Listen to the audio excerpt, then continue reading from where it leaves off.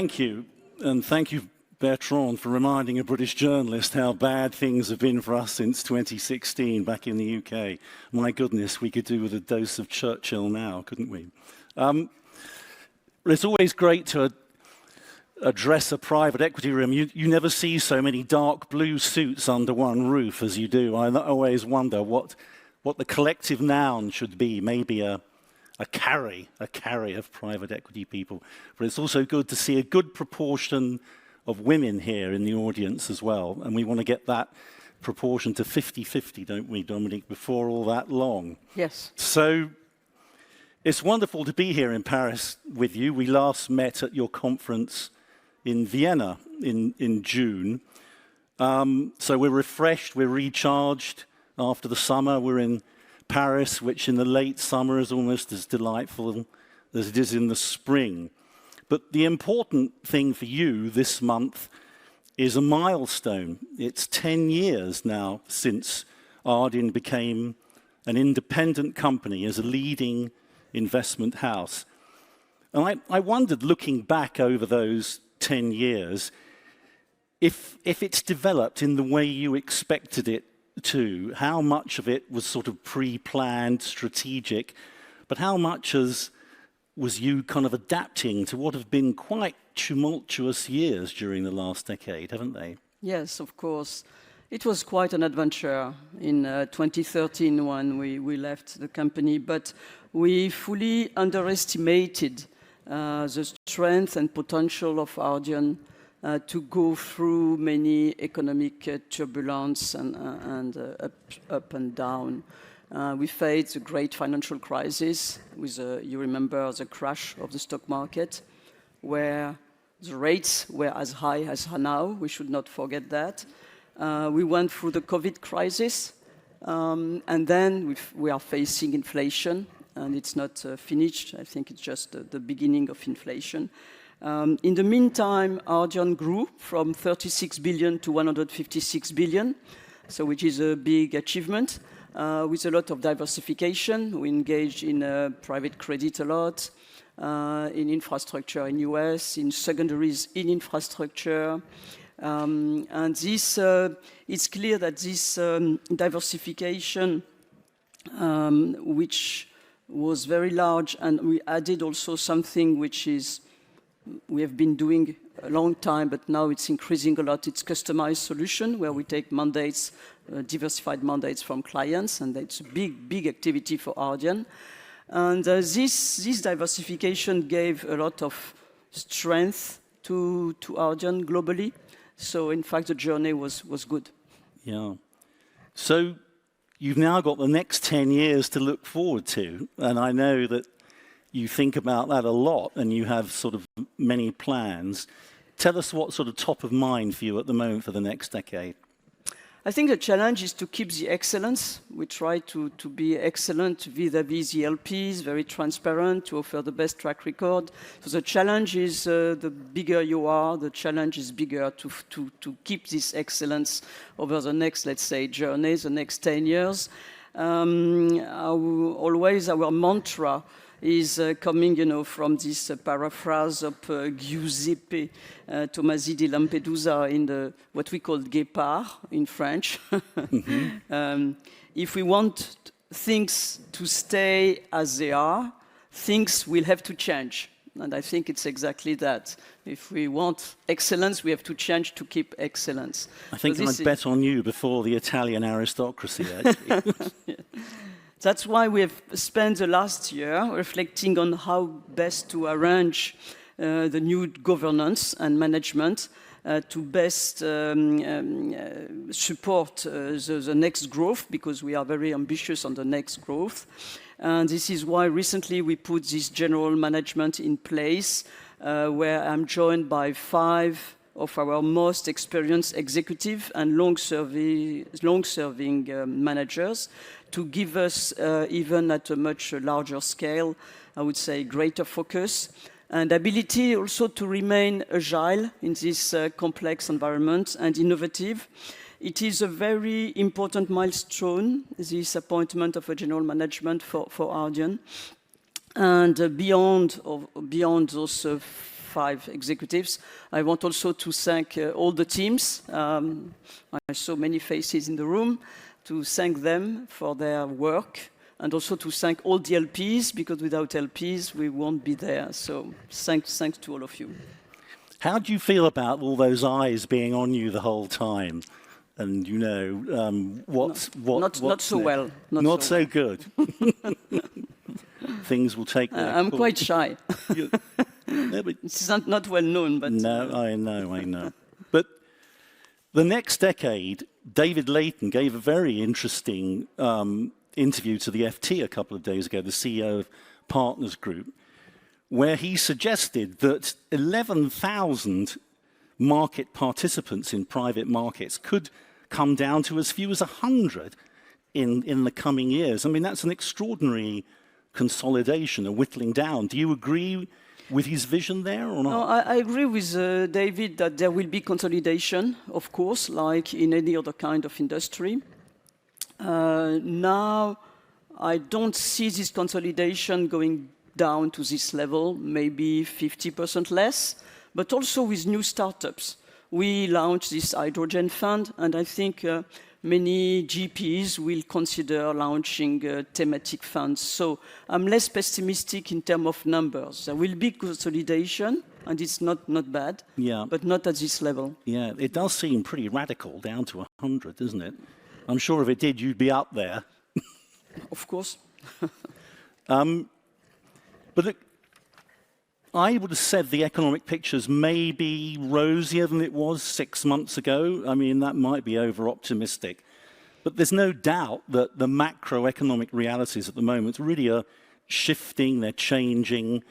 What's your reading of the main macro issues across the world at the moment that investors need to look out for? It seems there's a great sort of uncertainty about what might happen next. Unfortunately, the Ukraine war is still raging. This is very important. Of course, we can hope that there will be sometime a treaty, of course. And what we can hope that this treaty will be less criticized than the Traité de Versailles. If you remember, Keynes and Jean Monnet didn't like this treaty at all. Yeah. And they wrote that, in fact, the sanctions against Germany and the German people were so hard that, in fact, the statu quo after the war could not last. And that's what happened with the Second World War. Mm-hmm. So we hope on our side that this treaty between Ukraine and Russia will be less like the Traité de Versailles. If you remember well, Jean Monnet, it is very important, he was one of the founders of Europe. And his family was in cognac dealer. And I don't know how this man became an international provincial. In fact, he behaved like a diplomat. He even worked for Churchill.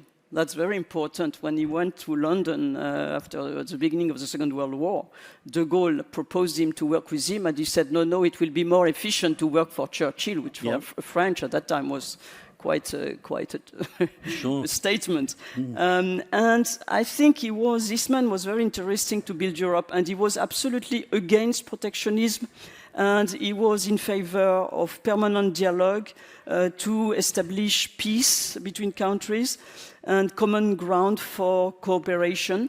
And so I think he would be very disappointed currently, very, very disappointed.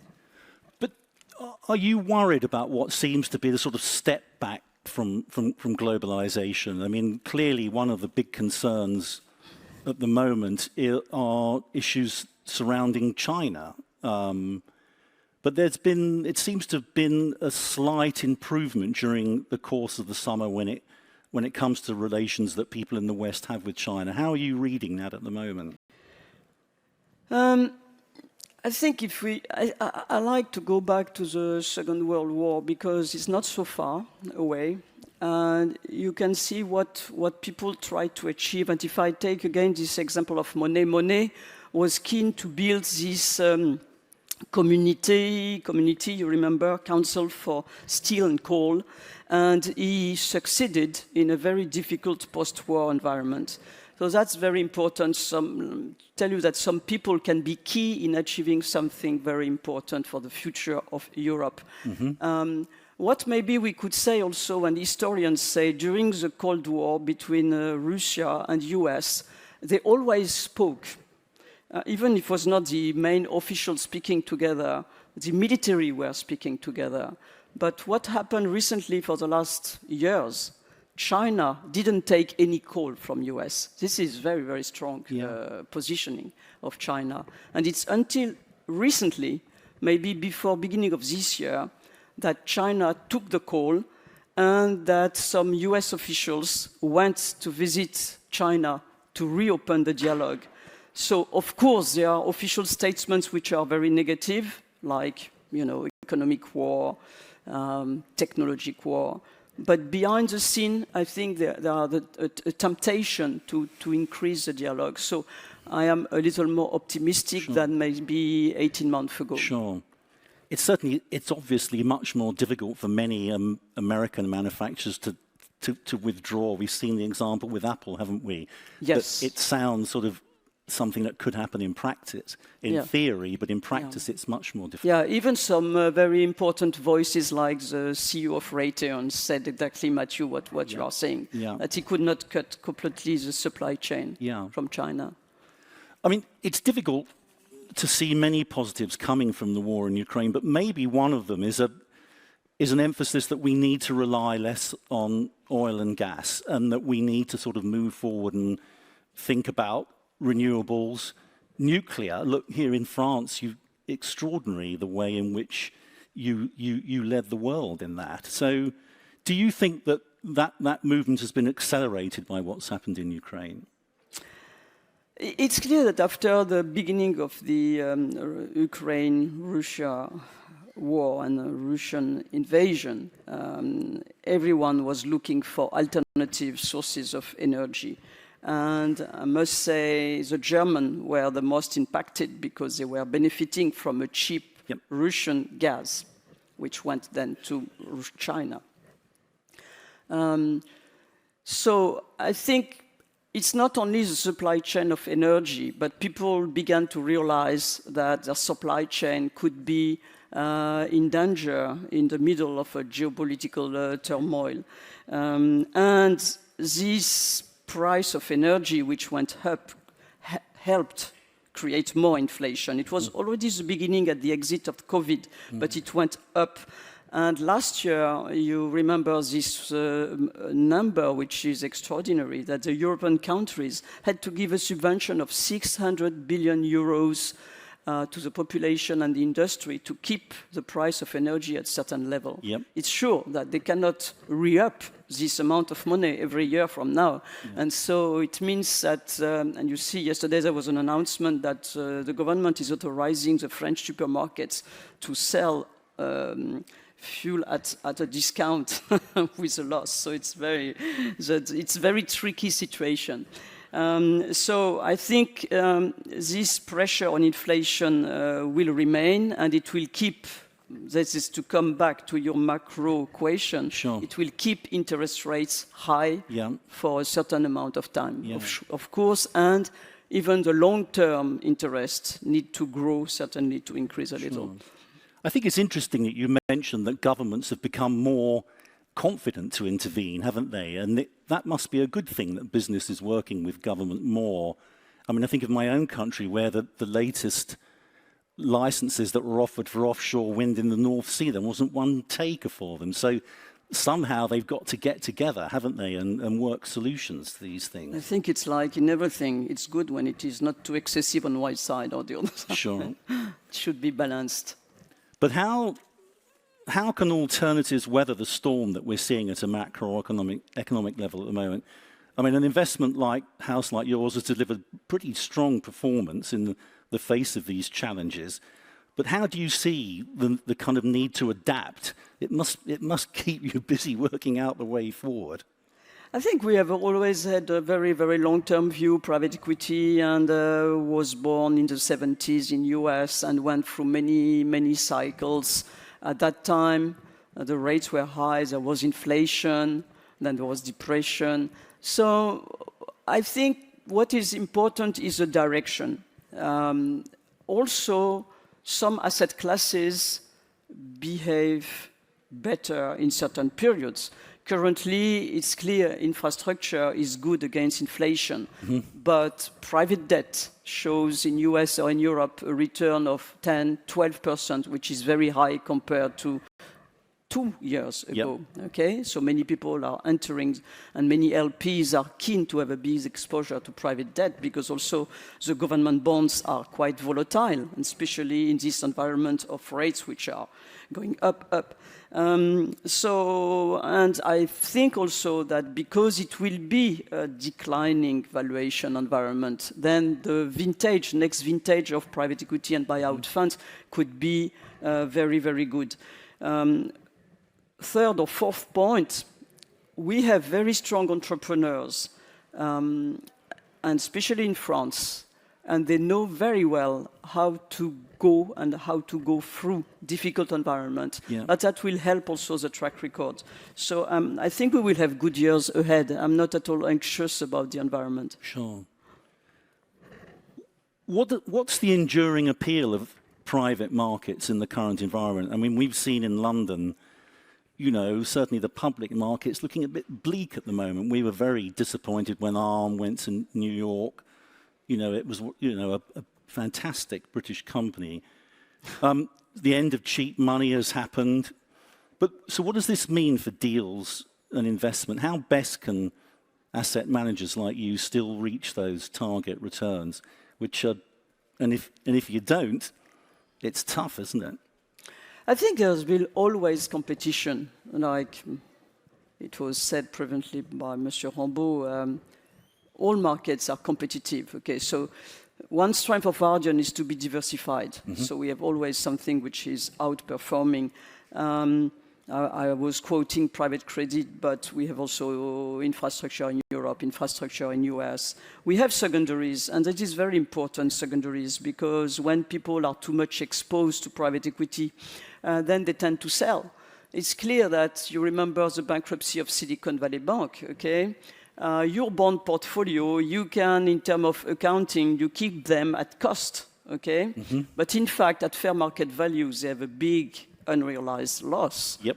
And when you judge about your exposure of private equity, you compare it to the fair market value, not to your cost value, okay? Yep.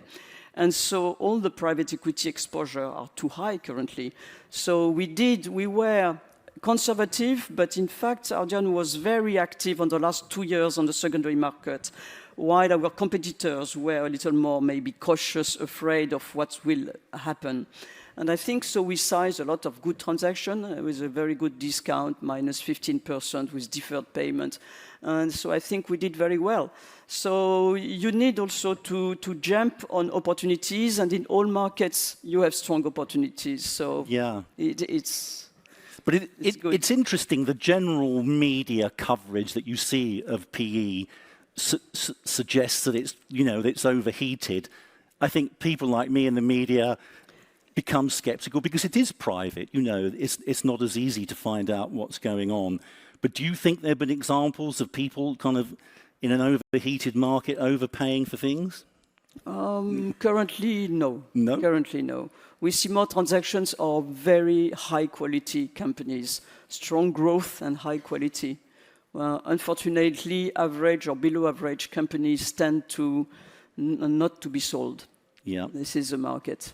Right. All right, well, to go back to the macroeconomic outlook, you're one of the most experienced people in this industry, and it isn't a very old industry. It's still relatively in its youth.